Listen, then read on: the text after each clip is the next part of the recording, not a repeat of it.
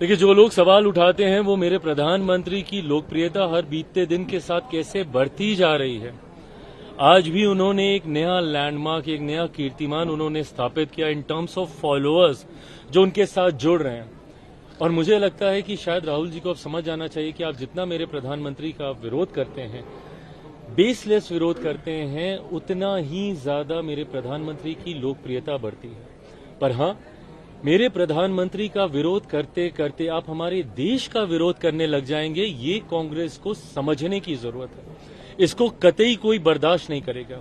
आज राष्ट्रीय ही नहीं, अंतर्राष्ट्रीय स्तर पर जिस तरीके से भारत की पहचान बन रही है, आज आप विदेशों में जाके देखिए, अलग अलग देशों के सर्वोच्च सम्मान हमारे प्रधानमंत्री जी को दिए जा रहे हैं, जो अपने में एक इतिहास है कि देश के पहले ऐसे प्रधानमंत्री जिनको इतने देशों के सर्वोच्च सम्मान से सम्मानित किया गया है।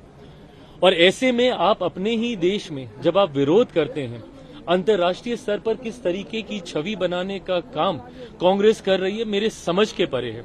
एआई समिट, जिसमें अलग अलग राष्ट्रों के राष्ट्रीय अध्यक्षों ने आकर उसकी तारीफ करने का काम किया, और आप इस तरीके से वहां पे प्रदर्शन करके दुनिया के सामने हमारे देश की किस तरीके की छवि आप बनाना चाह रहे हैं। दिक्कत यह है कि जब जब हम लोग टेक्नोलॉजी लाए, कांग्रेस ने हमेशा उसका विरोध किया।